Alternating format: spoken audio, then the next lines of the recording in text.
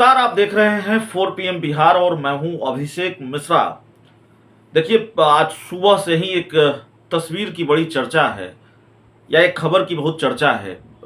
राज्यसभा के उपसभापति और जेडीयू के सांसद हैं, जेडीयू के नेता हैं हरिवंश। वो कल देर शाम बिहार के मुख्यमंत्री नीतीश कुमार से मिलते हैं और बंद कमरे में एक अने मार्ग में 1.5 घंटे तक बातचीत होती है। सुबह इस खबर की जानकारी हम आपको दे चुके हैं। अब सवाल ये समझने का है, वक्त ये समझने का है कि आखिरकार नीतीश कुमार और हरिवंश की जो मुलाकात हुई है उसके क्या मायने हैं, उससे क्या निकलने वाला है। और चीजें लगातार हो रही हैं, एक के बाद एक नया घटनाक्रम हो रहा है और एक अने मार्ग के आसपास से उसका कनेक्शन है, एक अने मार्ग से उसका कनेक्शन है। चाहे नीतीश कुमार राज्यपाल से मिलें और चाहे जेडीयू के जो विधायक हैं, जेडीयू के सांसद हैं, उनका एक अने मार्ग में लगातार जाना हो, नीतीश कुमार से मिलना हो। नीतीश कुमार भी 1 to 1 मिल रहे हैं। और फिर राज्यसभा के उपसभापति हरिवंश भी पहुंच गए, मुलाकात हुई। ये समझना जरूरी है कि ऐसे वक्त में हरिवंश अगर नीतीश कुमार से मिल रहे हैं उसके क्या मायने हैं। इसको बस यूं ही नहीं लिया जा सकता कि चूंकि हरिवंश राज्यसभा के सांसद हैं, नीतीश कुमार वैसे भी अपनी पार्टी के सारे सांसदों से मिल रहे हैं, तो हरिवंश भी मिलने चले गए। हरिवंश का मामला अलग है। वो राज्यसभा के उपसभापति हैं और हरिवंश जिसको कहते हैं पार्टी विरोधी गतिविधि या नीतीश से इतर जाकर उन्होंने प्रधानमंत्री नरेंद्र मोदी की तारीफ की और नए संसद भवन के उद्घाटन समारोह में हिस्सा लिया और उसी में उन्होंने प्रधानमंत्री की खूब तारीफ की। तो नीतीश कुमार की जो लाइन थी, जेडीयू की जो लाइन थी, उससे अलग जाकर उन्होंने काम किया। अब सवाल यह है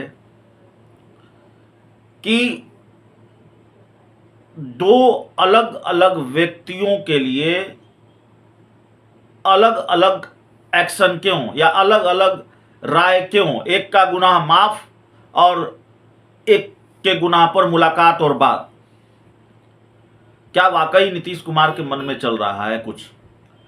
और हरिवंश और नीतीश कुमार के मुलाकात के बाद क्या बिहार की सियासत में कोई बड़ा राजनीतिक उलटफेर होने वाला है?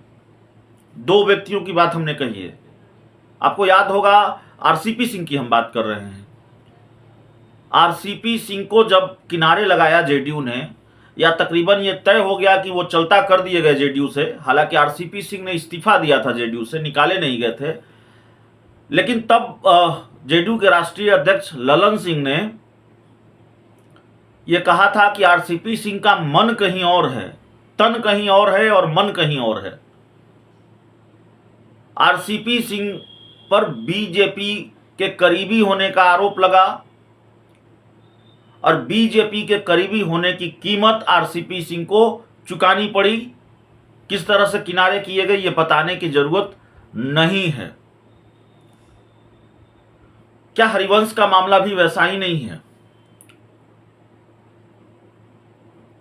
जिस तरह की नाराजगी आरसीपी सिंह को लेकर थी, उसी तरह की नाराजगी हरिवंश को लेकर क्यों नहीं है? और हरिवंश क्यों नहीं चलता किए गए? प्रशांत किशोर आरोप लगाते रहे हैं कि हरिवंश के सहारे नीतीश कुमार ने रास्ता खुला रखा है भारतीय जनता पार्टी से गठबंधन का। अब उसकी गुंजाइश तो थोड़ी कम नजर आती है। अब पता नहीं बिहार की राजनीति में कौन कब क्या खेला हो जाए, कहा नहीं जा सकता। लेकिन यह मामला दिलचस्प लगता है कि भारतीय जनता पार्टी से नजदीकी होने की वजह से आरसीपी सिंह पूरी तरह से निपटा दिए जाते हैं। उन पर आरोप लगता है उनका तन कहीं और था, मन कहीं और था। यानी कि तन जेडीयू में था, मन बीजेपी में था। यही काम तो हरिवंश ने भी किया। सांसद वो जेडीयू के हैं और जेडीयू की लाइन नहीं लेकर भाजपा की लाइन ले रहे हैं। संसद के नए संसद भवन के उद्घाटन समारोह में हिस्सा लेते हैं। प्रधानमंत्री नरेंद्र मोदी की तारीफ करते हैं और उस वक्त करते हैं जब उन्हीं की पार्टी इस उद्घाटन समारोह का बाइकआउट कर रही होती है, विरोध कर रही होती है। और प्रधानमंत्री नरेंद्र मोदी की तारीफ तो दूर की बात है। अब भला बताइए, जिस प्रधानमंत्री नरेंद्र मोदी के खिलाफ, जिस बीजेपी के खिलाफ नीतीश कुमार विपक्षी एकजुटता की मुहिम चला रहे हैं, विपक्षी दलों को एकजुट करने में लगे हैं और लड़ाई नरेंद्र मोदी से लड़नी है, उसी के लिए विपक्षी दलों को एकजुट करने में नीतीश कुमार लगे हुए हैं। पटना में इतनी बड़ी बैठक हो गई, उन्हीं प्रधानमंत्री नरेंद्र मोदी की तो तारीफ की थी हरिवंश ने। और क्या क्या कहा था, आप हरिवंश का भाषण सुन सकते हैं। और इस तारीफ से जेडीयू कितनी तिल में लाई थी। जेडीयू ने कहा था हरिवंश ने अपनी कलम और जमीर दोनों बेच दी है। तो उम्मीद तो यह की जा रही थी कि हरिवंश पर नीतीश कुमार एक्शन लेंगे, कार्रवाई करेंगे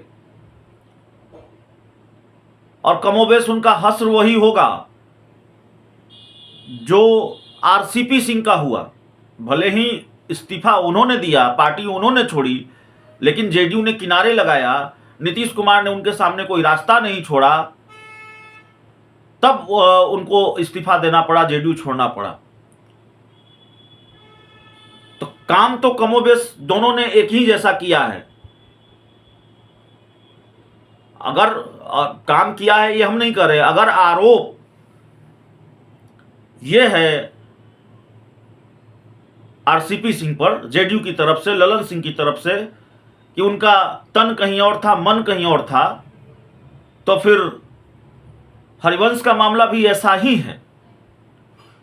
तो हरिवंश से 1.5 घंटे तक बात क्यों, मुलाकात क्यों, और फिर इस मुलाकात का क्या असर बिहार की राजनीति पर होना है, ये मामला भी अपने आप में बड़ा दिलचस्प है। और यही सब हो रहा है, इसी तरह की घटना हो रही है। ऐसे हालात हैं, बिहार के सियासी हालात ऐसे हैं कि पता नहीं, इस वक्त हम आपसे बात कर रहे हैं, ये वीडियो शूट कर रहे हैं, तब तक पता नहीं कौन सी खबर आ जाए और बड़ी खबर आ जाए। पता नहीं कौन एकने मार्ग पहुंच जाए शाम के अंधेरे में, रात के अंधेरे में। खबर तो यह भी आई कि 2 दिन पहले लालू यादव और नीतीश कुमार की एक बार फिर मुलाकात हुई है। बड़ा खेल होने वाला है और बड़े खेल के आसार लगातार मजबूत हो रहे हैं। हरिवंश का मामला बहुत दिलचस्प है।